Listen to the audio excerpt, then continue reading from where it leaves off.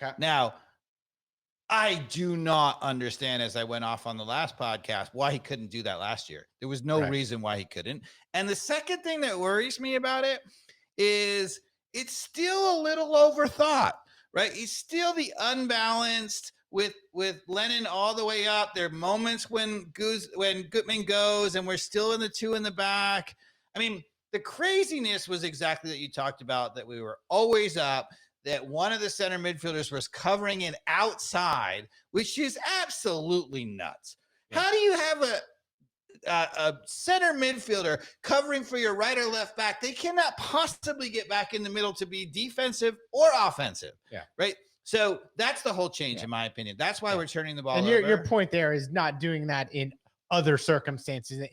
In this game, it was okay to you because we were up 3-0. Keep the gas on. But we saw some of that craziness in the last year and a half overall. Right? It's absolutely nuts. I mean, and what I would say is the moment you don't do that, the moment you don't have a center midfielder covering and you have three in the back, right, most of the time, then you have it covered in the midfield. You have it covered out of the back. Now you can press the ball and you can turn it over. And everything he's probably been working on tactically, press, he's been working on it the whole time. He's like, we got to press. And it wasn't working. Why wasn't it working? Because he's an idiot, right? Like, what's going on in the back? You cannot press from the front. So my concern, though, to be honest, still is that you're like, you'd love to think that it was such a conscious decision that we would be like, okay. So do you think he's listening to the show and he's Ted Lasso and you're Nate? I don't know. So what's going on? I'm not Nate. He called you Nate. And Pineda Lasso. I'm teasing. I'm teasing. No. Did you watch the last episode of Ted Lasso, by the way?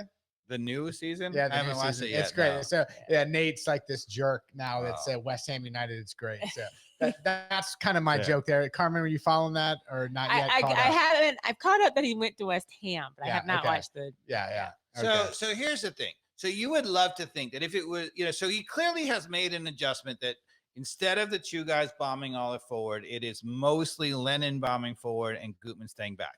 That to me it cannot be just a coincidence. That has to have been something that's tactical, right?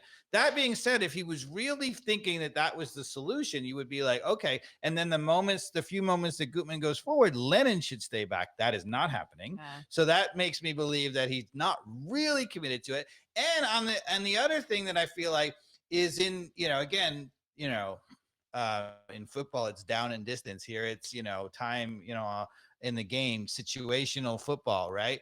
That I don't get the feeling that he realizes it's that important where, for example, if we are at 1-0 in a road game in, Nashville next month or whatever, that he would be screaming out, absolutely no two in the back. We have to have three. Right.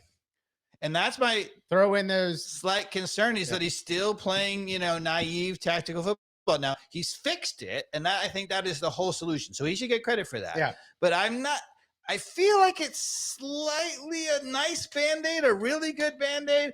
And if it holds over the scab, and even a Band-Aid with this team with Almada and a healthy. Yeah. That's all it needed. That's all we need. And I think the other point that you've pointed out, right? So obviously having Giacomakis is a dynamic that we didn't have also up front, and that's creating things or whatever. I think the biggest thing is that we are turning the ball over in the middle.